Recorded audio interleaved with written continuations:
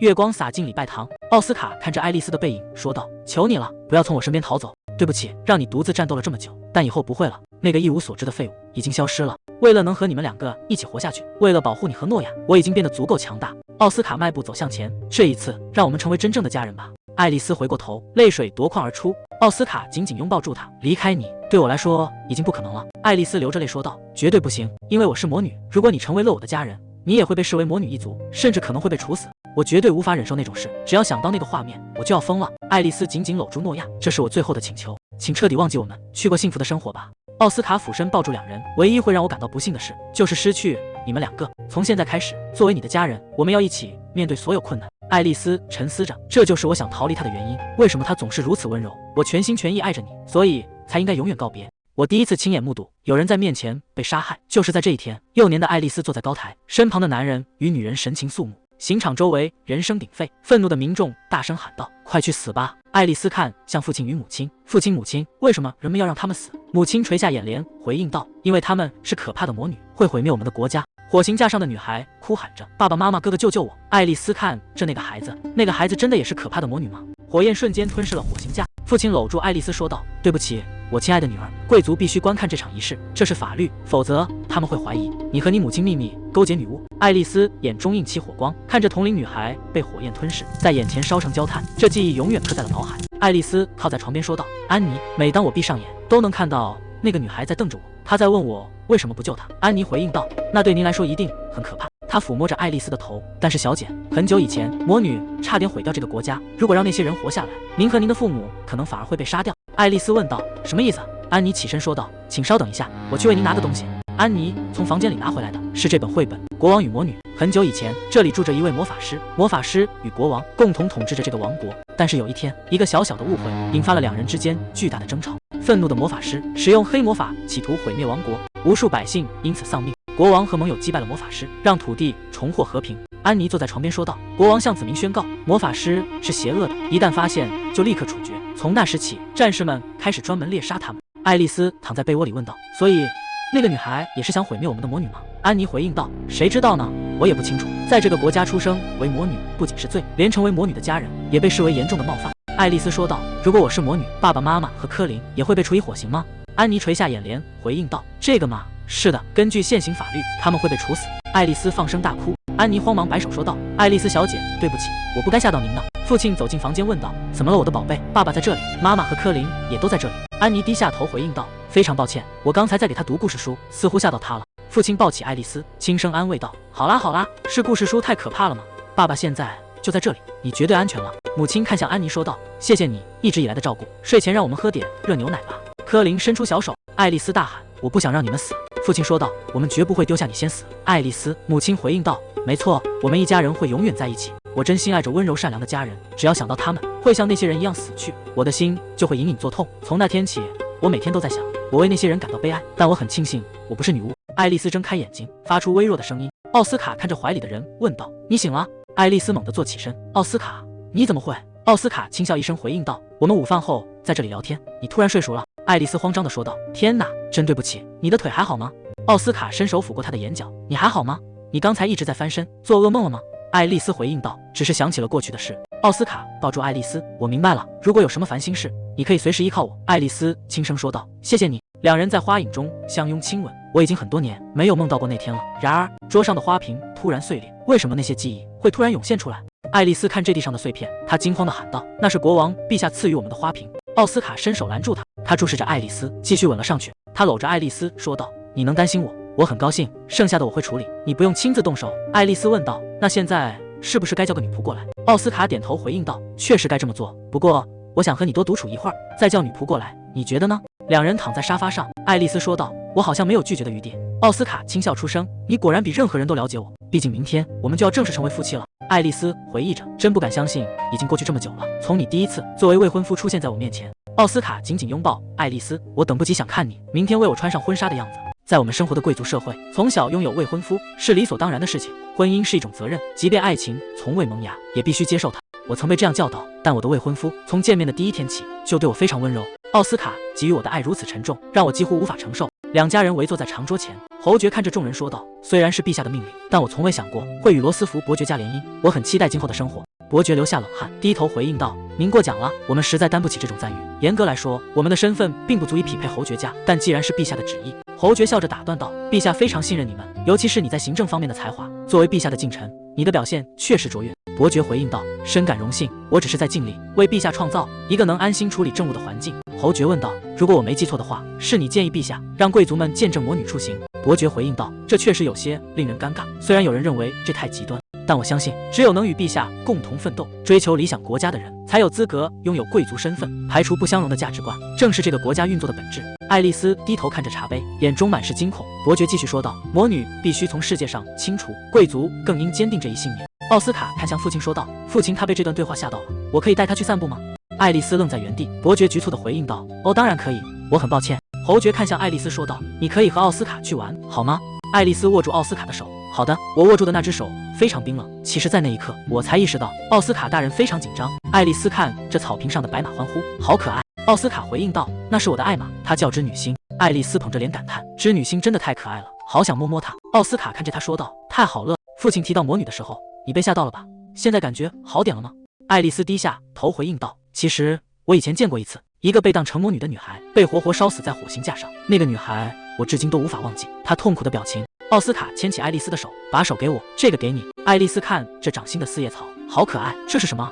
奥斯卡回应道：“是四叶草，听说四叶草非常稀有，我前几天就在这里发现的，据说戴在身上会带来好运。”爱丽丝问道：“真的吗？”奥斯卡笑着说道：“所以，我今天想把它送给你，你喜欢吗？”爱丽丝点头回应道：“喜欢。”他笑着说道：“我好幸福，无论是那时还是在那之后，奥斯卡大人从未提过关于魔女的事，但每次见面，他总能让我的心充满幸福感。我甚至感到愧疚，因为我无法给予他任何回报。我开始感到不安，我真的值得被这个人爱着吗？即便如此，奥斯卡大人告诉我，他想和我一起组建一个幸福的家庭，我也想竭尽全力让这个人获得幸福。”奥斯卡拥着爱丽丝问道：“你忘掉那个梦了吗？你一直在做的那个梦，是目睹魔女处刑的梦吧？”爱丽丝惊讶地问道：“你怎么知道？”奥斯卡轻声说道：“因为你一直在做噩梦。”爱丽丝低下头回应道：“对不起，让你担心了。作为一名贵族，我本该能够处理好这些，但我就是做不到。”奥斯卡抚摸她的头发：“你不必强迫自己，这对你这样善良的人来说实在太残酷了。”爱丽丝靠在怀里说道：“谢谢你，奥斯卡大人。”奥斯卡紧紧拥抱她：“我知道明天就是婚礼，但我已经无法克制了。”爱丽丝轻声问道：“奥斯卡大人，怎么了？”奥斯卡埋头在她颈间：“我只想离你更近一点，可以吗？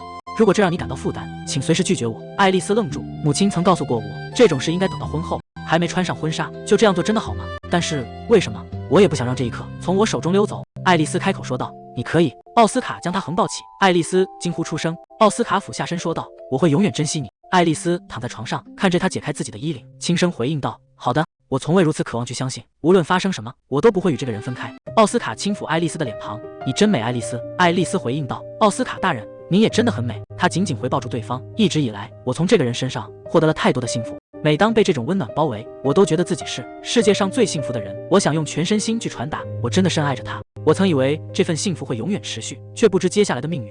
奥斯卡与我誓约永恒。在那天早晨，我不仅觉醒成为了魔女，还怀上了那个孩子，承载着国家未来的命运。5年后，庄园灯火通明。爱丽丝在卧室打扫，如果现在打扫干净，女主人就不会抱怨了。赶在孩子睡觉前，我必须赶紧回房间去。男主人从背后靠近，莉莉丝。爱丽丝愣住，他来了。爱丽丝强撑笑脸问道：“主人有什么吩咐吗？”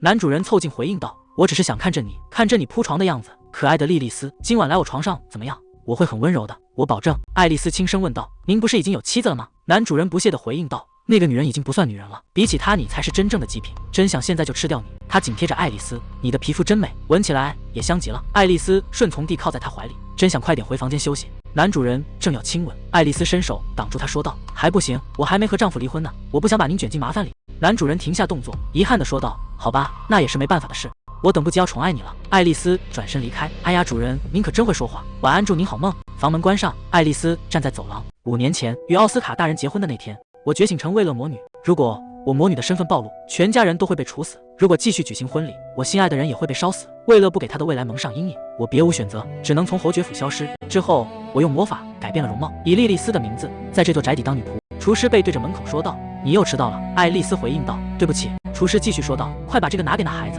他到现在还没吃东西，肯定饿坏了。”爱丽丝低头说道：“真的很抱歉，和其他人不同，我甚至有自己的房间，还有给孩子的食物。”厨师说道：“这些只是剩菜，别放在心上，但别让其他人看见，否则你们的处境会变糟。我只是不忍心看孩子挨饿。”爱丽丝低头回应道：“谢谢您的建议。他走在走廊里，我曾失去过2个重要的人，2次跌入人生谷底，但每次都有人救了我。这并不是一段轻松的生活。爱丽丝推开房门，看向屋内，但我会找寻微小的幸福，并决定好好珍惜它们，就这样生活下去，和我心爱的孩子诺亚一起。诺亚躺在床上揉着眼睛，妈妈，你今天又回来晚了吗？爱丽丝轻声问道。吵醒你了吗？诺亚坐起身回应道，没有，我刚才没在睡觉。他挺起胸膛，没有妈妈，我才不会睡觉，绅士是不会那样做的。爱丽丝笑着回应道，是的，他感叹，真不知道从哪学来的话。诺亚的肚子传出响声，爱丽丝拿出面包说道，肚子饿了吧？我们吃饭吧。诺亚合起双手说道，感谢今天也有美味的面包，我要开动了。他捧着面包大口咀嚼。爱丽丝看着他，真可爱。为了守护这个笑容，我能忍受任何苦难，但我再也无法见到那些我深爱的人们了。我曾无数次想过要把这孩子的事告诉他们，但我绝对不能这么做。如果我的身份暴露，他们也会被处以极刑，所以我才隐姓埋名。诺亚把面包递到爱丽丝嘴边，妈妈，你也饿了吧？我们要一起吃吗？爱丽丝紧紧抱住诺亚，我真的好爱你，继承了那个人血脉的我的宝贝，我一定会守住你的秘密。门外传来剧烈的撞击声，门外的人大声喊道，莉莉丝，你在里面对吧？爱丽丝惊恐地回头，主人，他为什么会在这里？按理说那种魔法应该会让他立刻入睡。男主人在门外喊道，莉莉丝，快开门！爱丽丝抱紧诺亚，为了让这孩子过上平静的生活，现在必须先应付主人。他把诺亚放回床上，诺亚，在我回来之前乖乖待着，好吗？他微笑着，我很快就回来。爱丽丝起身走向门口，打开房门问道，您怎么来了？男主人推门而入，这不是显而易见的吗？他伸手抱住爱丽丝，我是来继续刚才没做完的事。爱丽丝疑惑，魔法终究还是失效了吗？因为那不是我真正的力量，该怎么办？如果使用我的力量，那个咒语实在太显眼了，要怎么摆脱这种困境？诺亚从床单下爬出，双眼闪烁着红光，放开他！爱丽丝惊恐地看着儿子，诺亚低声呢喃，妈妈！他双眼爆发出强光，愤怒地吼道，放开他！爱丽丝伸手阻拦道，诺亚，快住手！他一脸惊恐，我还没教过他该如何使用这种力量。爱丽丝紧紧抱住诺亚，如果他继续这样，我们会被发现并处死的。两人消失在屋内，男主人跌坐在地，惊恐地看着前方，他连滚带爬地大喊，魔女出现了，就在这里！奥斯卡骑马穿行在林间，对身后的随从命令道，联系魔女讨伐队，抓住他们，全部处以火刑。红光在庄园上空炸裂，爱丽丝紧紧抱住诺亚，从高空急速坠落，我们要撞上了！两人重重摔在地上，爱丽丝发出一声惨叫，诺亚从怀里爬起来，焦急地问道，妈妈，你受伤了吗？爱丽丝忍痛坐起身，抚摸着诺亚的脸颊，妈妈没事，谢谢你担心我。她环顾四周，除了再有人赶到前从这里逃走，我别无选择。为了做到这一点，我必须借助这孩子的力量。如果可以的话，真想等他再长大一点，再告诉他真相。但现在已经没有时间可以浪费了，我必须只想着保护我们两个。爱丽丝紧紧抱住诺亚说道，妈妈和你必须立刻逃走，为此我需要你的力量。诺亚疑惑地问道，我的力量？爱丽丝低声说道，我们会来到花园，全是因为你啊，诺亚。我现在就解释该怎么做。远处传来剧烈的爆炸声，爱丽丝惊恐地回头，她抱起爱丽丝转身就跑。对不起，诺亚，妈妈想好好解释清楚，但现在请再忍耐一下，妈妈会保护你的，虽然可能会有点可怕。你能和我一起努力吗？几名士兵拦住去路，带头的士兵问道，你是魔女吧？我已经联系了讨伐队。士兵们冲上前按住爱丽丝和诺亚，诺亚被士兵强行抱走，挣扎着大喊道，妈妈！爱丽丝被另一名士兵按住，如果被讨伐队抓住，不仅是我，连诺亚也会。我绝不会让这种事发生，为此我已经做了所有能做的一切。破旧的木屋内，士兵站在门口命令道，在讨伐队到达前，老老实实待在这里。另一名士兵转身说道，我去向主人报告这件事。同伴点头回应道，拜托你了，真不敢相信这里竟然藏着魔女。士兵拔出短刀，盯着爱丽丝说道，主人竟然这么喜欢你，一个来历不明的陌生人，这真让我不爽。他划破爱丽丝的脸颊，没想到你真的是魔女，还被我抓住了。爱丽丝思索着，这下麻烦了，诺亚离我有点远，既然如此，我别无选择。诺亚哭着喊道，妈妈！士兵抓着爱丽丝的头发说道，把你交给主人前，先让我们找点乐子。另一个士兵惊恐地喊道，她是女巫，你不知道她会做出什么。抓着头发的士兵冷笑道，我要看看她和普通女人到底有什么不同。爱丽丝低声说道，你很吵。士兵愣了一下，什么？爱丽丝眼中闪过红光，你打断了我的思绪，能不能给我闭嘴？士兵被震飞出去。诺亚看着倒地的卫兵，惊恐地喊道，妈妈，这些人是突然撞到一起了吗？爱丽丝看着眼前散发着红光的宝石，太好了，准备工作已经完成，剩下的就是……诺亚被魔法托起，再次喊道，妈妈！爱丽丝微笑着，这是妈妈的力量，叫做念力。诺亚惊讶地问道，妈妈，你没有开口，但我能听到你的声音，这是怎么做到的？爱丽丝回应道，这是心灵感应，这不是我的力量，而是来自妈妈的朋友。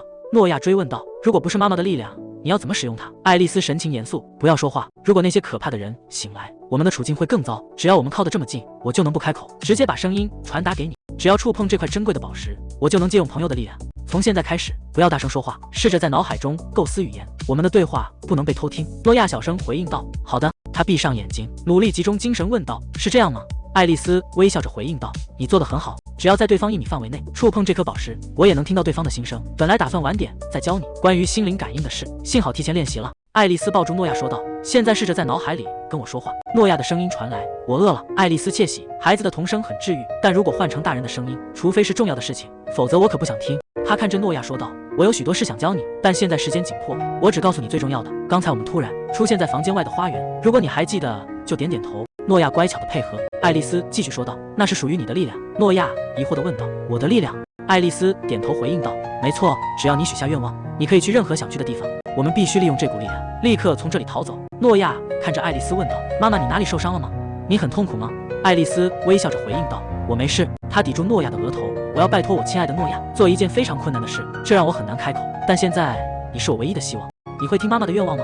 诺亚笑着回应道：“如果是妈妈的愿望，我什么都愿意做。”爱丽丝流下眼泪说道：“谢谢你。那么从现在开始，完全按照妈妈说的去做。”房门突然打开，爱丽丝警觉地回头，女主人俯视着爱丽丝说道：“从第一眼见到你，我就觉得你很碍眼，你这只老鼠。”爱丽丝颤抖着呼唤：“女主人！”女主人挥动细鞭，冷笑着说道：“没想到你比老鼠还卑贱，在把你交给讨伐队前，我要亲手惩罚你。”爱丽丝紧紧抱住诺亚，至少要从这人手中保护好诺亚，哪怕要付出我的生命。奥斯卡骑在马上，带领士兵穿过森林。那个女巫出现在了巴克斯侯爵府，听说她还带着个孩子。抓住那个女巫和孩子，越快越好。士兵大声回应道：“是的，长官。”爱丽丝低头问道：“只有妈妈在，会寂寞吗？”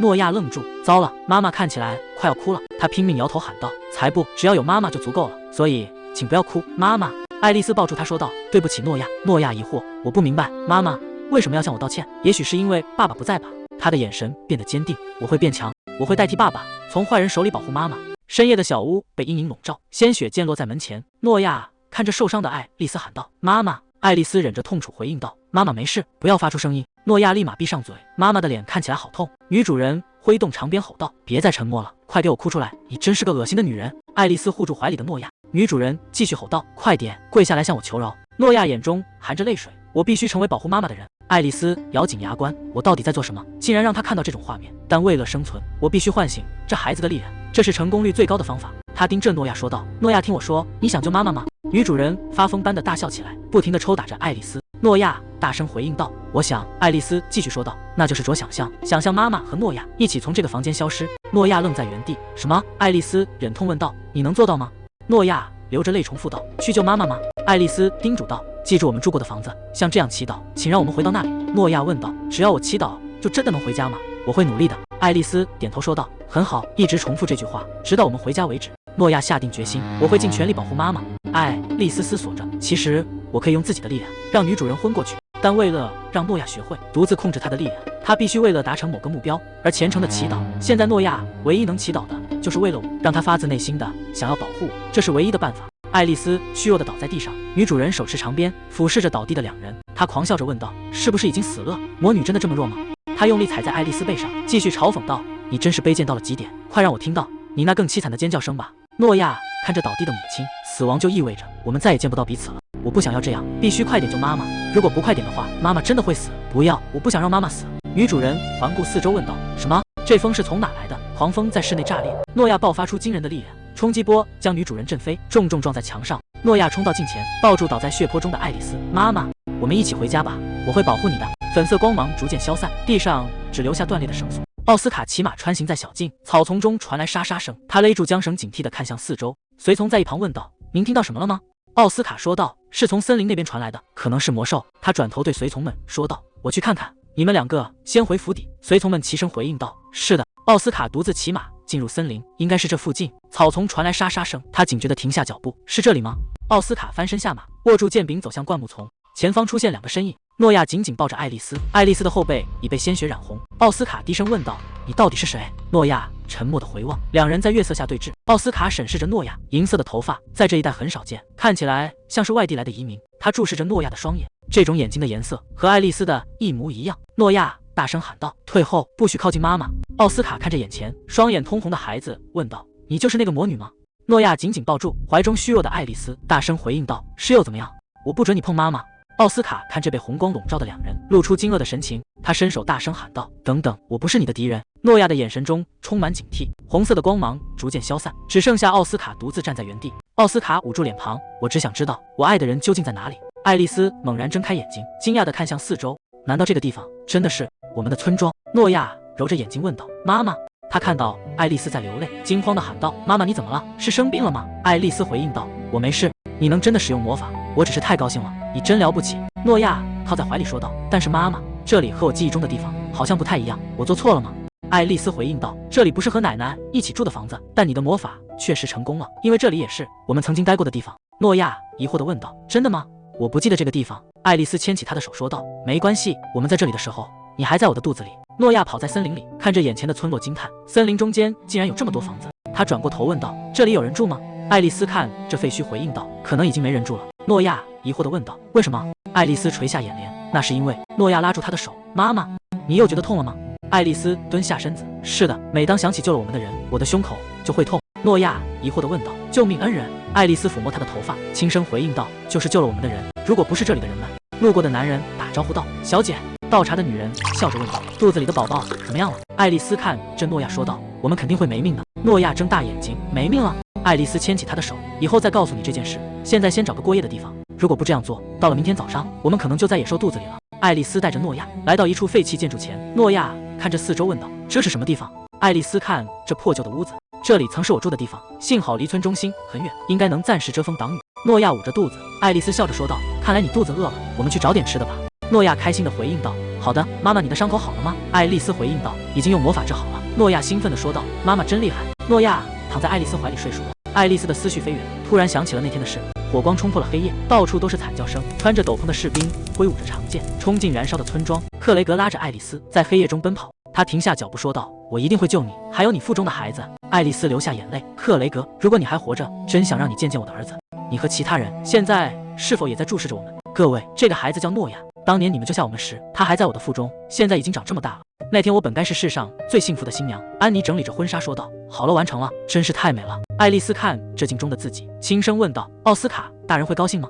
安妮说道：“今天是爱丽丝小姐的大日子，所以我特别用心地准备了这一切。奥斯卡大人肯定喜欢，我敢打赌，他一定等不及，想和您单独待在卧室里。”爱丽丝羞红了脸：“没错，我们要再次做那件事了。”安妮笑着说道：“也让他们看看您的礼服吧，我现在就去叫他们。”爱丽丝提着裙摆回应道：“请勿，必快点。”她伸手触碰书架上的古籍，取出夹在里面的4页草书签，脸变得好烫，我必须赶快冷静下来。门外突然传来急促的敲门声，玻璃瞬间破碎。爱丽丝惊慌地抬起头，看向房门方向，到底发生了什么？是有人扔了石头吗？还是说……她惊恐地捂住双唇，发出凄厉的尖叫。侯爵撞开房门，他看着满地狼藉，问道：“发生了什么事？”爱丽丝沉声说道：“我该怎么办？看来我终究是个魔女。”侯爵站在门边，立刻去叫克雷格过来。这件事必须严格保密，越少人知道越好。安妮低头回应道：“明白了。”爱丽丝瘫坐在地，掩面痛哭。侯爵呼唤道：“爱丽丝！”她紧紧抱住对方说道：“你不需要感到害怕，我们约好会一直陪着你，不是吗？”爱丽丝流着泪喊道：“对不起，都是因为我，大家都会死掉的。”侯爵大声回应道：“你没有什么好道歉的。”爱丽丝说道：“一旦被他们发现，我们都会被处死，全是因为我。爸爸妈妈，还有科林，还有奥斯卡大人。”安妮推开门喊道：“主人，我把克雷格带过来了。”克雷格看着眼前的惨状，这是怎么回事？侯爵看向克雷格说道：“克雷格，带上我的女儿，立刻离开这里。”侯爵夫人惊恐地问道：“亲爱的，这到底是什么意思？”侯爵说道：“如果他们发现爱丽丝是魔女，我们都会被杀掉。而且爱丽丝要嫁的男人来自专门猎杀魔女的贵族派系，他会察觉到爱丽丝的细微变化，他会发现一切。幸运的是，只有我们知道发生了什么，所以在他们找到她之前，把爱丽丝藏起来。明白了吗，克雷格？”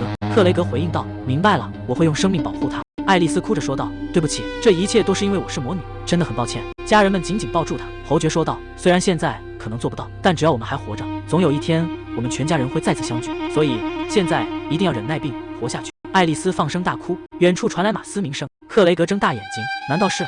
他趴在窗上向下看去，出事了！罗斯福家族的使者已到达，他们肯定是来接小姐的，没时间浪费了。侯爵说道：“带上爱丽丝的随身物品，立刻让她从后门离开。”克雷格神情严肃地回应道：“我会去准备马车，在后门等候。”侯爵点头说道：“交给你了，克雷格。”侯爵看着爱丽丝叹了口气，虽然没想让你穿这身离开，但现在没时间换衣服了。爱丽丝流着泪说道：“父亲母亲科林，对不起，都是因为我。”侯爵紧紧抱住她：“你没有做错任何事，该道歉的人是我，是我创造了这种社会，才让大家承受这些苦难。从现在开始，我们必须并肩战斗，但我相信我们一定能做到。”大雨倾盆而下，冲刷着寂静的树丛。克雷格策马疾驰，在暴雨中护住爱丽丝。侯爵站在雨中望向远方，请一定要活下去，我亲爱的女儿。奥斯卡幻想着今天的爱丽丝大概是世界上最美的人，不，她一直都很美。大门被猛地推开，侍从惊慌地喊道：“奥斯卡大人，这太糟糕了！”奥斯卡皱眉问道：“怎么了？你不是去接爱丽丝一家了吗？”侍从低头递出信件，关于那件事，我被托付了这件东西。奥斯卡接过信件，这是什么？我有种不祥的预感。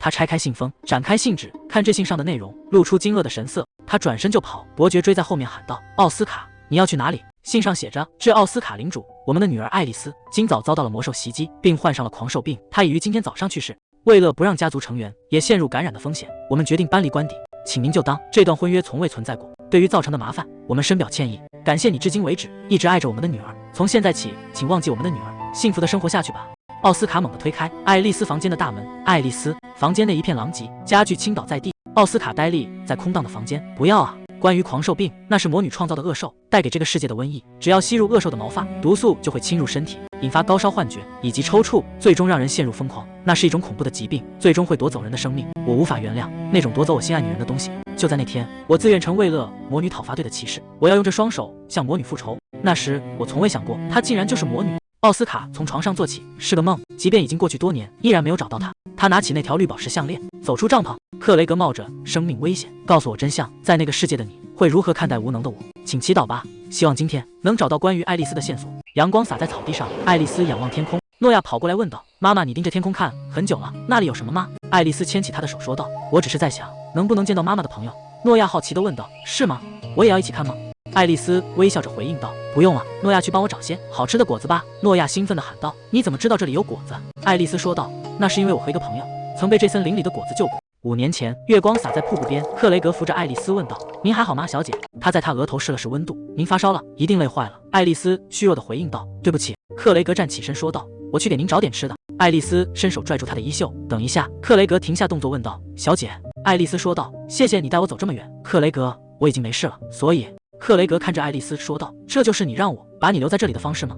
爱丽丝说道：“如果你继续跟着我，可能会被误认为我的家人，从而被处决，对吧？我绝对不允许那种事发生。”克雷格垂下眼帘，低声说道：“我一点也不介意。”爱丽丝抬起头问道：“你刚才说什么？”克雷格回应道：“我什么也没说。”他单膝跪地：“爱丽丝小姐，主人将您托付给我，因此我有责任保护您，请让我履行这份职责。”爱丽丝沉思着，克雷格真是个好人，可仅仅因为是我的仆人，他的生命就陷入了危险。我在想有没有一种办法能让我独自消失，如果我那样做的话，或许就能救下我所爱的人们。草丛中传来声响，克雷格冲上前，将爱丽丝紧紧抱在怀里。远处传来脚步声，他们好像在这边。克雷格挡在爱丽丝身前：“小姐，请躲在我身后，视情况而定。即便要杀掉这些人，我也会保护你。”这些人是谁？到底是谁？是住在附近的村民吗？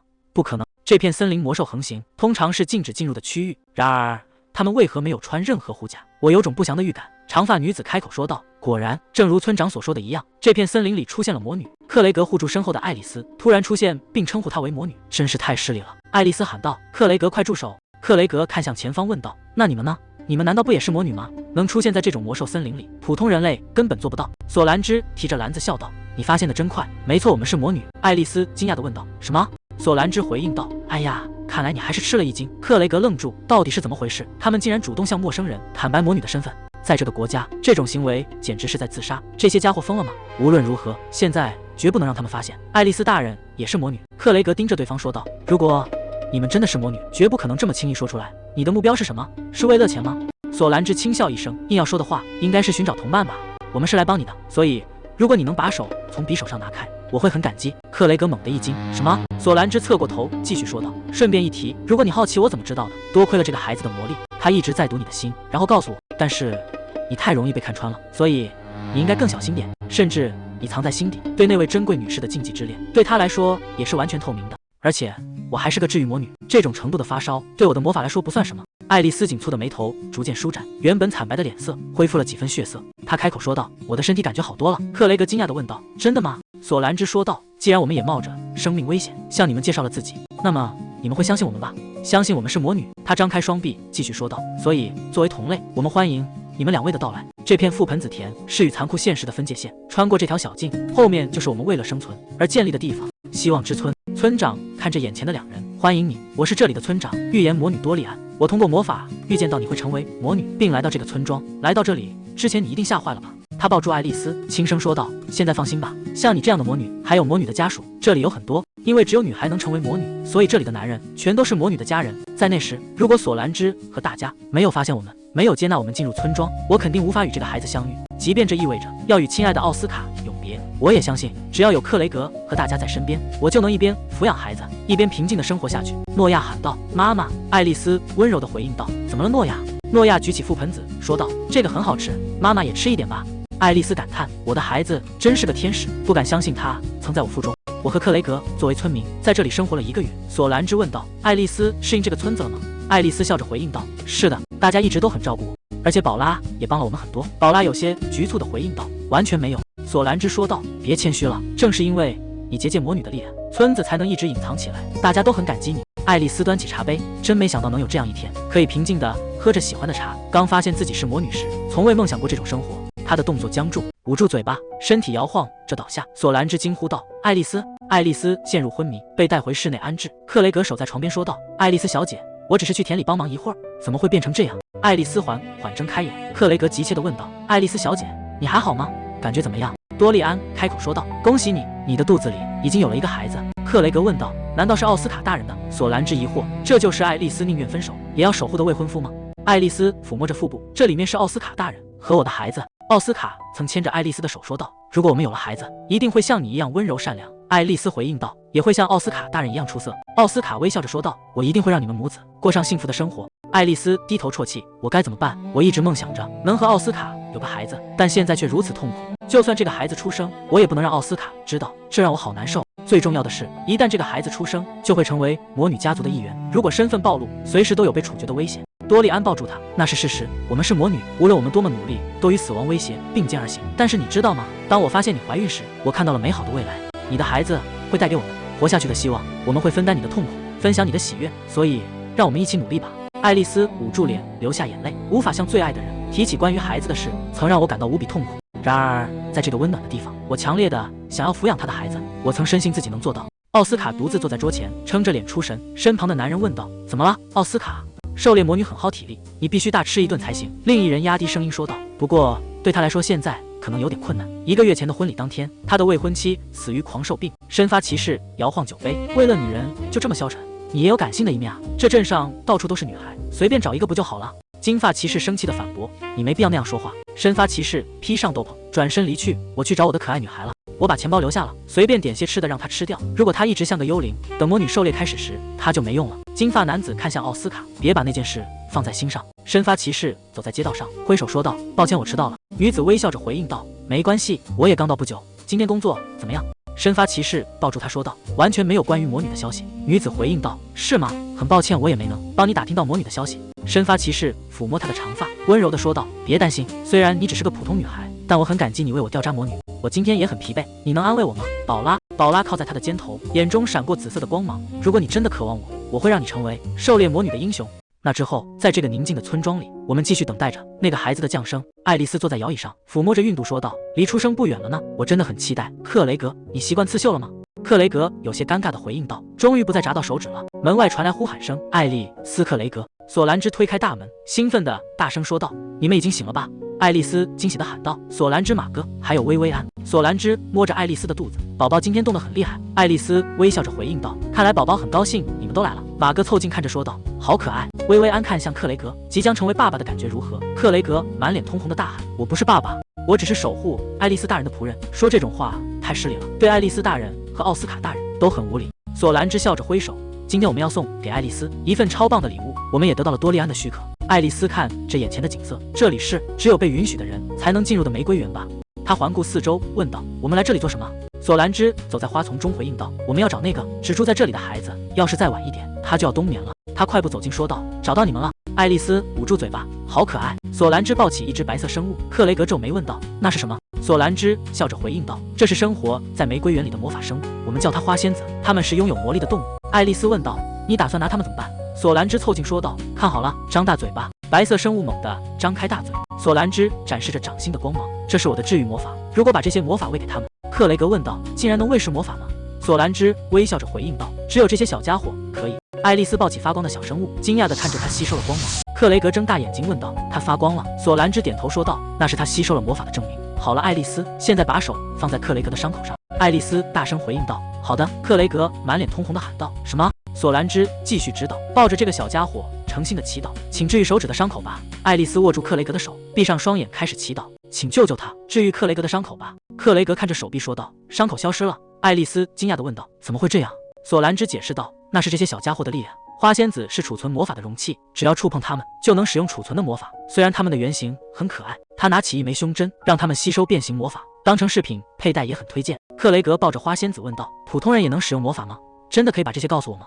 索兰芝说道：“通常情况下，我不敢把这个秘密托付给普通人类，他们可能会把情报卖给狩猎魔女的骑士。”多利安拄着拐杖走在花丛中，但是魔女总是被针对的目标。我们想保护珍贵的同伴，哪怕付出生命代价。其实我早就想告诉你关于花仙子的事情，抱歉拖到了现在。爱丽丝急忙回应道：“请不要在意，能让我和克雷格进村，我们就已经很感激了。”多利安闭上眼说道：“我一直在等待时机，直到我通过预知梦确认你们是否值得信任。但是我在今天的预知梦里看到了更美好的景象。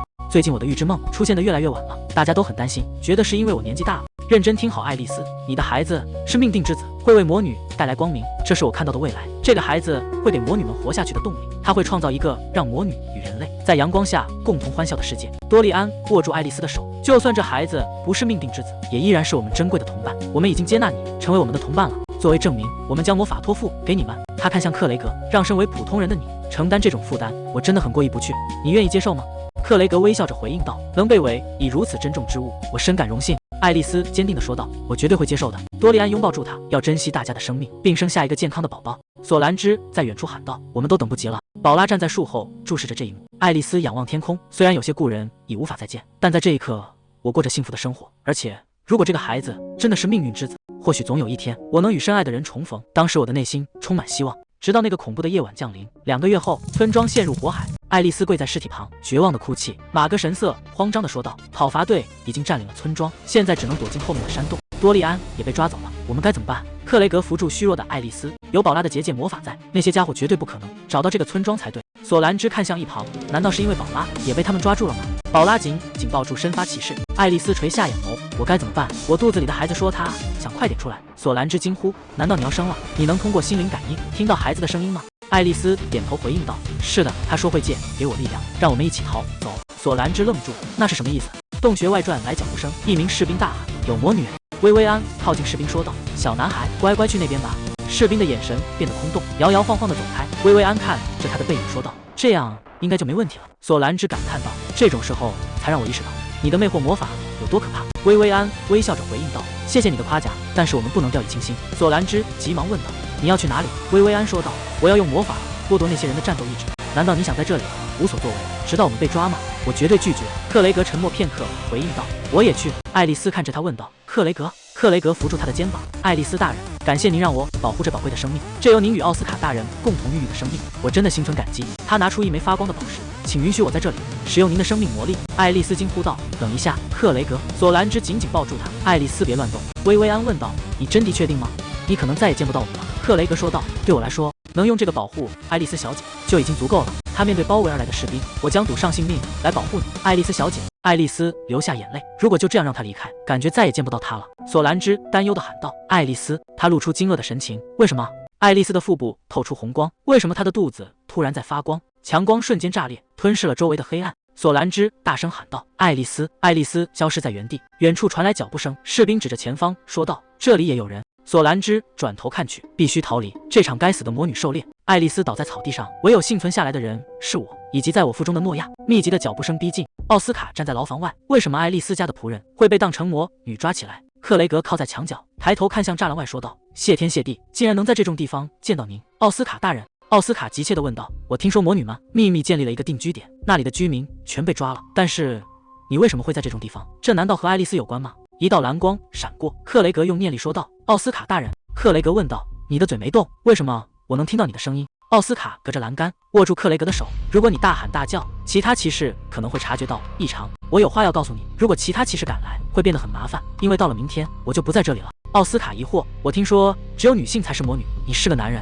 怎么能使用魔法？”克雷格微微侧头回应道：“我本身并不是魔女。”他展示出闪烁光芒的项链，只要有这颗特殊的宝石，任何人都能使用魔女的力量。奥斯卡看着眼前的光芒：“为什么你会有这种东西？”克雷格沉默片刻。奥斯卡大人，即便现在，您依然爱着爱丽丝小姐吗？奥斯卡大声回应道：当然，我绝不会爱上除了她以外的人。克雷格露出微笑，那我就放心了。爱丽丝大人还活着。奥斯卡猛地抓住栏杆，那是真的吗？克雷格低声回应道：是的，但是爱丽丝大人是魔女。奥斯卡愣在原地。什么？克雷格继续说道：她不在被捕的魔女之中，但被发现只是时间问题。还有一件事，我必须告诉你。远处的士兵走近，克雷格叹了口气，看来我的时间到了。奥斯卡大人，如果您能满足我最后的愿望。守卫粗暴地拽开牢门，给我滚出来！你要把关于同伙的事全部招供出来。克雷格被推倒在地，守卫大声呵斥道：老实点！奥斯卡皱眉说道：住手，不要对他这么粗鲁。守卫不耐烦地回应道：快点走吧。克雷格低声请求道：拜托了，请照顾好爱丽丝小姐。随后卫兵将她带走，热气从锅中升起。爱丽丝缓睁开眼，闻起来好香，这是汤的味道。老妇人搅动着汤勺说道：看来你终于清醒了。爱丽丝挣扎着坐起。你是？老妇人说道：哎呀，你可不能太勉强，小姑娘，你已经睡了整整1周。爱丽丝愣住，一整周？到底发生了什么？我明明记得那时候克雷格出去了，然后呢？索兰芝和马哥呢？爱丽丝抓着老妇人问道：没有其他人陪着我吗？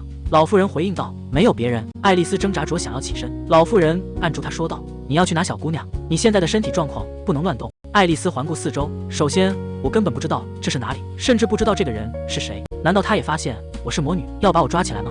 老妇人看着爱丽丝说道：没关系的，别担心，我不会把你交给魔女讨伐队。爱丽丝睁大眼睛，这是什么意思？我明明还没说自己是魔女。老妇人微笑着说道：我的名字是玛格丽特，是一个会使用读心术的魔女。心灵感应是不用开口就能传达信息的魔法，读心术则能看透内心，所以我能读懂你的想法。虽然上了年纪，偶尔也会听不清楚，但现在我听得很真切。保护着这么大的身躯，还经历了那些可怕的事，你一定吃了很多苦吧？一声急促的呼喊传来，爱丽丝！爱丽丝惊愕地转过头，虚空中传来声音：你能听到我吗？爱丽丝停下动作，这个声音怎么会？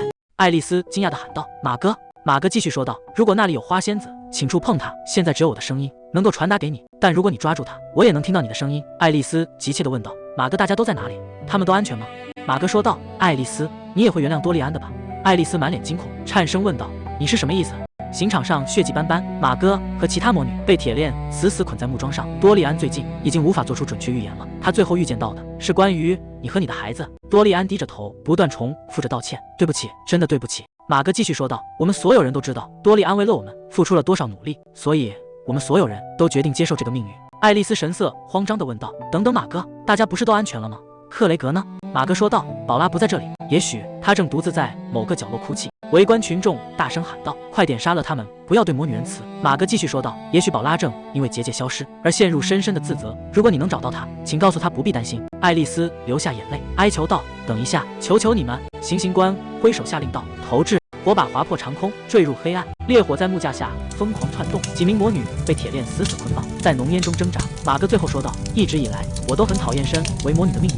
围观者兴奋地挥手，继续烧。如果魔女不曾存在，我们就不用担心被抓捕杀害，也不必活在恐惧之中。但在这最后的时刻，我却很庆幸我是一个可以使用心灵感应的魔女，因为多亏了那样，我才能把大家的最后遗言传达给你。爱丽丝的泪水不断滑落，她颤声说道：不要死，请快逃跑。马哥轻声回应道：别哭，爱丽丝，看着你的肚子一天天变大，看着孩子在你体内成长，我们就已经感到很幸福了。我们本想和你一起抚养孩子，但现在已经不可能了，所以请允许我们在远方守护你，而且你难过的时候总是不吃饭，至少喝点汤好吗？希望我们留下的魔法能永远保护你和你的孩子，我们会一直为你祈祷。爱丽丝能成为你的朋友，我们真的很幸福。爱丽丝流着泪问道：马哥？她大声哭喊道：请回答我！她抱头惨叫：不要啊！爱丽丝突然住肚子，我的肚子。玛格丽特扶住她问道：是阵痛吗？虽然只有我在这里，但别害怕，我也是一名魔女，曾帮同伴接生过孩子，我会帮你的。作为孩子的母亲，你也要努力才行。木屋中传出婴儿的啼哭，呜啊呜啊。玛格丽特露出微笑，恭喜你！爱丽丝抱着刚出生的诺亚，欢迎来到这个世界。这个孩子真是太可爱了。如果奥斯卡见到这个孩子，他会感到幸福吗？但是如果我们的身份暴露，不仅是我，连这个孩子也会，真是太悲哀了。明明是这么可爱的孩子，是我把他拖入了随时可能丧命的命运。我曾以为只要大家都在，一切都会好起来，但现在他们都消失了。爱丽丝躺在床上，泪流满面，好痛，快要窒息了。我们到底做了什么？明明从未伤害过任何人，只是想用自己的力量去帮助别人而已。在这样的世界里，也许这个孩子不曾出生会更好。虽然我真的很想见到这个孩子，但他出生的那一刻起，生命就已遭到猎杀。生活在这样的地狱，他真的能幸福吗？玛格丽特看着他问道：你和你的父母吗？如果你的母亲没有生下你，你就不会成为魔女，也不会像这样受苦，难道不是吗？爱丽丝轻声回应道：“我不这么认为，因为如果我从未出生，我就永远不会遇到奥斯卡大人，也不会遇到这个孩子，我的家人，或者是克雷格。我无法想象那种事。”玛格丽特说道：“看来你经历过非常美好的事情，正因如此，现在才会觉得更加痛苦吧？是不生下他更好，还是我自己从未出生更好？我也曾多次这样问过自己。我现在每天都在诅咒自己是个魔女。我曾经也是普通人类，拥有自己的家庭、温柔的丈夫和可爱的孩子。虽然已经分开了50多年，但我还是会想他们现在过得怎么样。当我发现自己是魔女时，为了不被别人发现，我立刻离开了那个家。我不希望我爱的人因为我而死，就像现在的你一样。”爱丽丝轻声问道：“那你的家人后来怎么了？”玛格丽特苦笑着回应道：“我曾偷偷回去看望过，那个男人带着新妻子，脸上挂着幸福的笑容。到头来，我觉得自己的选择没有错，虽然过程真的很痛苦，或许无论做出什么选择，之后都会感到后悔。从那一刻起，我只能相信当初的选择就是正确答案，并以此不断前行。”玛格丽特看着爱丽丝问道：“那你呢？什么样的道路才能让你自豪地说出那是为你而做的正确选择？”爱丽丝抱着诺亚，作为这个孩子的母亲，我想尽我所能让他为诞生在这个世界上而感到幸福。玛格丽特微笑着说道：“既然如此，为了做出正确的选择，现在先好好休息吧。曾经认识的人都消失了，我感到非常孤独。我一次又一次地想起他们，后悔没能救下他们。但现在我有了这个孩子，还有大家托付给我的魔法。正因如此，我会背负起这一切，我会全心全意抚养这个孩子活下去。”在离爱丽丝住处最近的城镇里，奥斯卡走向城镇。奥斯卡走进维尔森镇，就是这里，离发现魔女的森林最近的城镇。为了寻找幸存的魔女，我亲自向讨伐队队长申请，将这里作为据点。如果其他骑士现在发现了爱丽丝，她也会被送上火刑架。奥斯卡握紧手中的吊坠，我绝不会让这种事发生，请原谅我来到这里，没能亲眼见证你最后的时刻。我向你保证，我一定会找到爱丽丝，并且救出她。林间小屋传出阵阵啼哭，诺亚躺在床上大声哭闹。爱丽丝抱起他，轻声说道：“乖孩子，怎么了，诺亚？你已经喝过奶了，也刚换过尿布。”诺亚突然停止哭泣，露出灿烂的笑容。爱丽丝惊喜地说道：“诺亚，你笑了，是因为妈妈不在身边，所以感到寂寞了吗？”她温柔地注视着怀里的孩子，眼中闪烁着泪光。自从这个孩子出生，日子变得异常艰难，我爱的人们都离开了，他不肯睡觉，也不肯喝奶，我才刚帮他换好尿布。爱丽丝看着哭闹的孩子，心中充满焦虑，我真的能养大他吗？玛格丽特走上前说道：“没睡好觉，很辛苦吧？我会照顾诺亚，去睡一会儿吧。你的心在渴望休息。”爱丽丝回应道：“非常感谢。”她躺在床上，拉起被子。我想知道今天是否也会在梦里见到他。奥斯卡轻声说道：“爱丽丝。”爱丽丝回过头，看向光芒深处，谢天谢地，今天也能在梦里再次见到他。奥斯卡伸出手说道：“到这里来。”爱丽丝扑进他的怀里，大声喊道：“奥斯卡大人，我好想你。”奥斯卡回应道：“我也是。我们的孩子怎么样了？他过得好吗？”爱丽丝说道：“她长了很多漂亮的银发，就像你一样。她总是对我灿烂的微笑，笑容也和你一模一样。两人在花海中相拥亲吻，然后我的梦境总是到此为止。”爱丽丝睁开双眼：“我睡了多久？”玛格丽特坐在床边说道：“诺亚说不想离开妈妈身边。”爱丽丝抱住诺亚：“诺亚，我好爱你。养育孩子确实有很多艰辛，有时只能在梦里见到我爱的那个人，这让我感到痛苦。但我拥有这个可爱的孩子，他是我与爱人的结晶，还有善良的人们在这里帮我。魔女村的人们用魔法托付给我的生命，他们正在保护着我们。这就是为什么，即便今天也在思念大家，我仍一直在寻找能安全抚养这个孩子的方法。”草丛传出响声，爱丽丝看向远方喊道：“玛格丽特，辛苦了，在地里忙了很久吧？”玛格丽特突然身体摇晃，倒在地上。她躺在床上说道：“看来我感冒了。”爱丽丝坐在床边：“对不起，是因为我们占了床。”玛格丽特虚弱地说道：“别担心那个。”爱丽丝伸手摸向对方额头：“你烧得很厉害，必须快点吃药才行。”玛格丽特回应道：“这屋子里没有药。”爱丽丝追问道：“为什么没有？”玛格丽特说道：“大概是年纪大了，我已经没力气去镇上了。如果这就是命的话。”爱丽丝打断道：“我不允许那种事发生，我想好好报答你，所以我要去镇上买药。”玛格丽特虚弱地回应道：“如果你现在被抓到，不只是你，诺亚也会陷入危险，你应该很清楚吧？”爱丽丝说道：“即便如此，我不能就这样丢下你。没事的，我有朋友们给我的护身符，我一定会小心，不暴露魔女的身份。我已经改变了发色和瞳色，甚至连声音也改变了。”玛格丽特虚弱地回应道：“抽屉里有些钱，你可以拿去用，剩下的钱你可以买任何你喜欢的东西，一定要小心，这也是为了诺亚好。”爱丽丝点头回应道：“我会的，我保证会平安回来。”她提着装满食材的篮子，走在热闹的集市上，除了药，还买了食材，真是太好了，得赶紧回家才行。身后突然传来异响，她惊恐地停下脚步。为什么？奥斯卡穿着华丽的白袍，正从街道对面走过。爱丽丝惊恐地捂住嘴巴：“奥斯卡大人为什么会出现在这个小镇？”爱丽丝愣住。奥斯卡大人并不喜欢武术，为什么他穿着讨伐队的制服？难道奥斯卡大人也加入了讨伐队？原本罗斯福家族这片领地本该由奥斯卡的哥哥继承。奥斯卡曾梦想成为文官，改善人们的生活。克雷格真的因为受到怀疑而被捕了吗？是因为他们的父亲和其他人被怀疑是魔女？奥斯卡也是因为被怀疑才不得不成为骑士吗？我该怎么办？如果我改变了所有人的生活，我想问问他们的父亲发生了什么，克雷格是否还活着。比起这些，我更想聊聊那个可爱的孩子，那是奥斯卡大人和我共同拥有的孩子，但我不能问。为了保护这个孩子，爱丽丝走在街道上，看着迎面走来的奥斯卡，我已经决定了，我将用余生去不断告别。诺亚突然大声哭喊，爱丽丝紧紧抱住他，焦急地问道：诺亚，你怎么了？他从来没有哭得这么厉害过，我该怎么办？大家好像都被吵到了，如果我表现得这么显眼的话，万一被发现是魔女，那就糟了。爱丽丝看这怀里的孩子，问道：怎么了，诺亚？是肚子饿了吗？诺亚大声哭闹，完全没有停止的迹象，该怎么办才好？他一直哭个不停。爱丽丝伸手探向额头，好烫，是在发高烧吗？怎么会这样？该怎么办？他以前从没烧得这么厉害。对了，必须去找药。爱丽丝低头看着药瓶，但是这是玛格丽特的药，给婴儿吃成人的药，真的安全吗？